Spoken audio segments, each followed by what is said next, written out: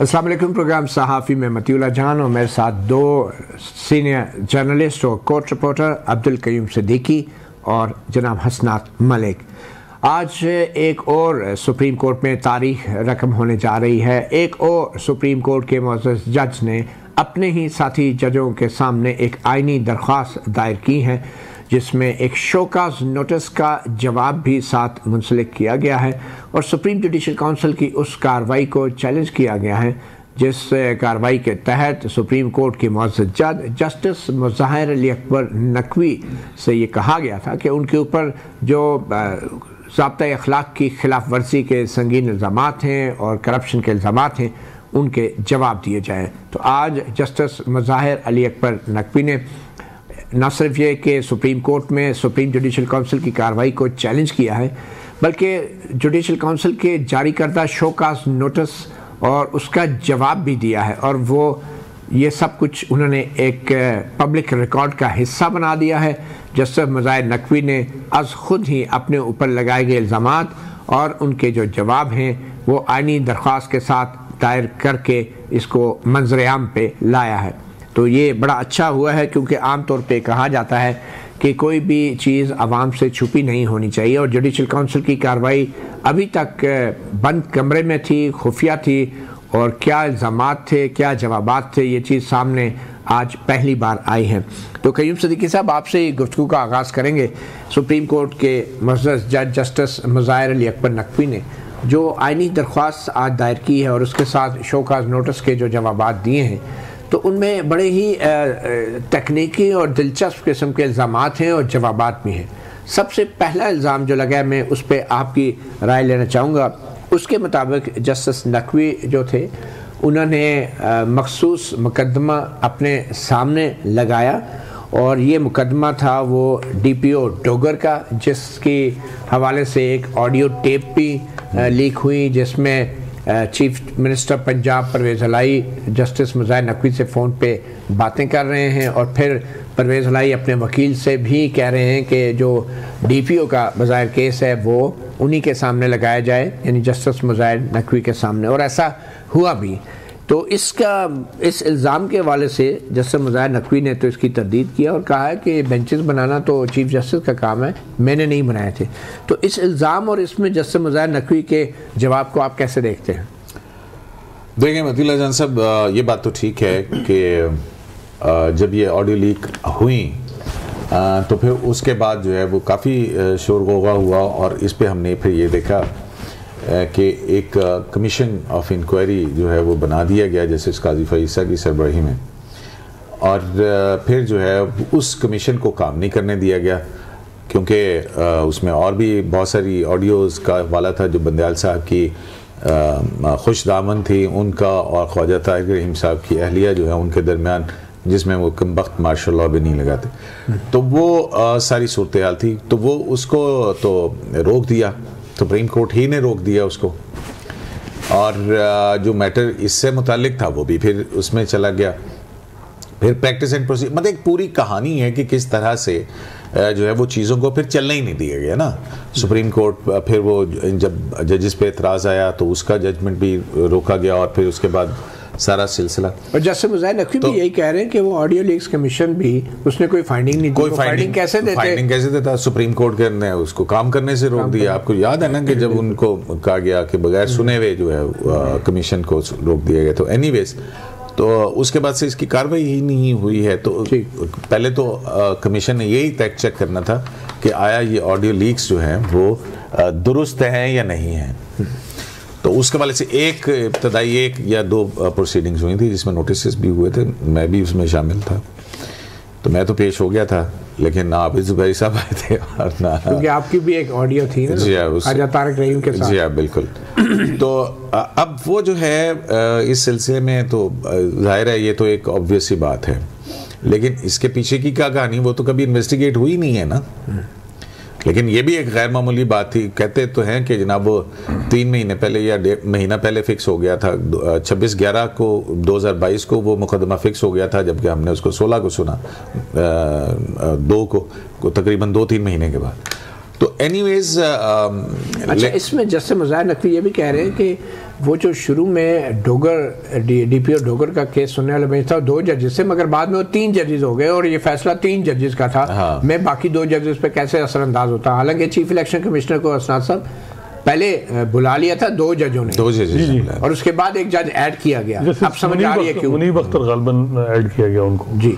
तो ये जो जवाब है कि ये तो 3 जजों का फैसला था। नहीं, वो कह रहे हैं कि मैं मुझे सिंगल आउट कर रहे हैं, मुझे तो क्यों फिर किया जा रहा है कि मैं जो है वो इस पीछे हूँ। और आपको याद होगा इससे पहले एक सो मोटो लिया जैसे बंदयाल ने कि जी जो करप्शन के केसेस में जो प्रोसिक्यूशन और इन्वेस्टिगेशन के मामलात में इंटरफेरेंस हो रही है पॉलिटिकल साइड से, और वो भी जैसे मज़ाहिर ने ही एक नोट जारी किया था और उस पर चीफ जस्टिस उमर अता बंदयाल ने सो मोटो लिया था। फिर उस केस का क्या हुआ? वो उसमें कुछ 4-5 समातें हुई और बल्कि जस्टिस मज़ाहिर ने ये भी पूछा था कि जो एक्विटल हुई हमजा शहबाज और मियां शहबाज शरीफ की, उस पर क्या अपील फाइल हुई है, कब होगी। लेकिन उसके बाद वो केस लगा नहीं है और बज़ाहिर उस वक्त उमर अता बंदयाल साहब को ये परेशानी थी कि सुप्रीम कोर्ट के जज लगाने हैं, तो वो शहबाज शरीफ के साथ जो है वो बैक चैनल उनके मामला चल रहे थे, तो वो केस जो है वो दब गया था।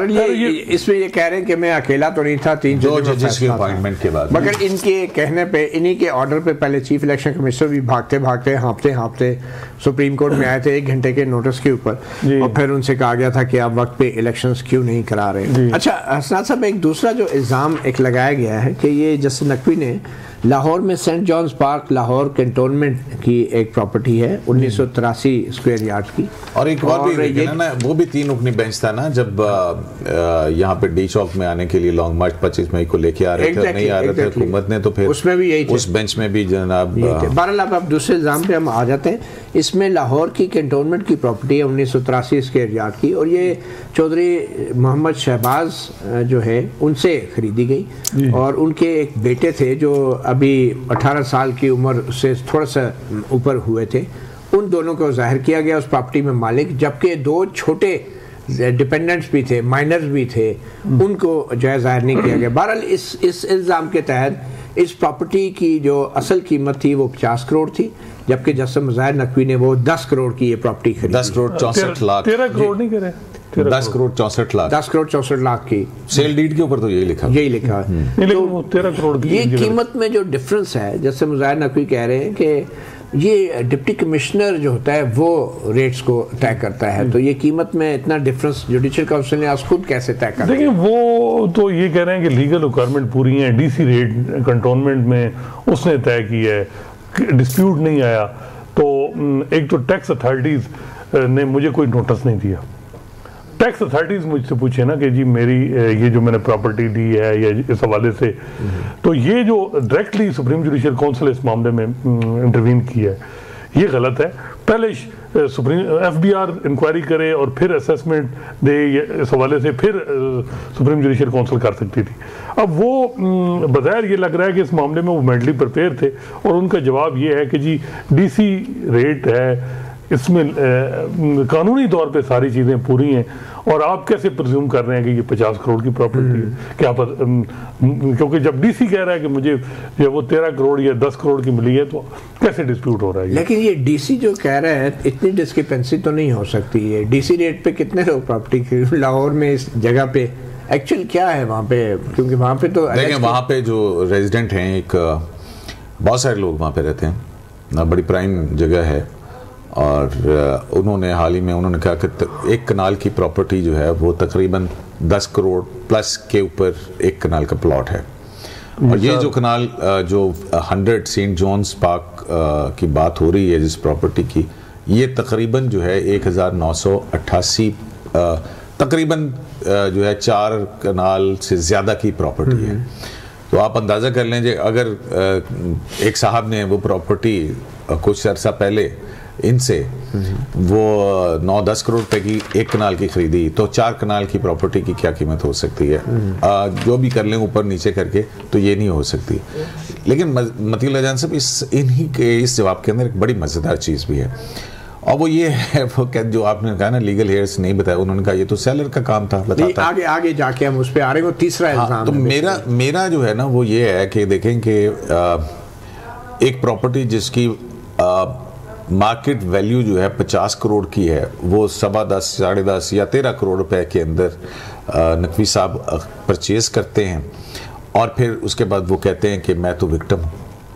अब ये बड़ी एक अजीब सी, ये आप विक्टिम की तरफ भी आते हैं, क्योंकि तीसरा इल्ज़ाम भी यही है कि उन्होंने ये जो प्रॉपर्टी खरीदी यही वाली, इसमें जिन 2 अफराद से खरीदी, उन 2 अफराद के अलावा 2 मज़ीद अफराद थे जो इस प्रॉपर्टी के मालिक थे, उनको जाहिर नहीं किया गया।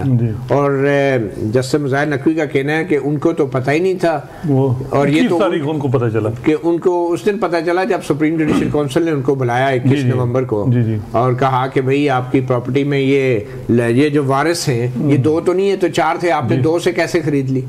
तो उनका ये कहना है कि ना तो नादरा के रिकॉर्ड में, ना कैंटोनमेंट बोर्ड के रिकॉर्ड में, और जो नादरा का फैमिली रजिस्ट्रेशन सर्टिफिकेट होता है उसमें कहीं भी इन 2 छोटे बच्चों का जिक्र नहीं था। वो डॉक्टर बिस्मा जो फोत हुई थी उनके वारिस थे, और ये प्रॉपर्टी डॉक्टर बिस्मा की थी। और डॉक्टर बिस्मा का एक केस भी लगा। हाँ, वो यही कह रहे हैं कि मुझे तो नहीं पता था, ये तो सेलर का काम था और सेलर ने ये चीज़ें करनी थी, और अगर इलीगलिटी हुई है तो उनकी तरफ से हुई है। मैं तो बोनाफाइड एक परचेजर हूँ और मैंने पैसे जो है वो दिए और मुझे प्रॉपर्टी मिल गई। अब ये मुझे नहीं पता था कि 2 जो है वो लीगल हेयर्स जो माइनर हैं वो भी थे।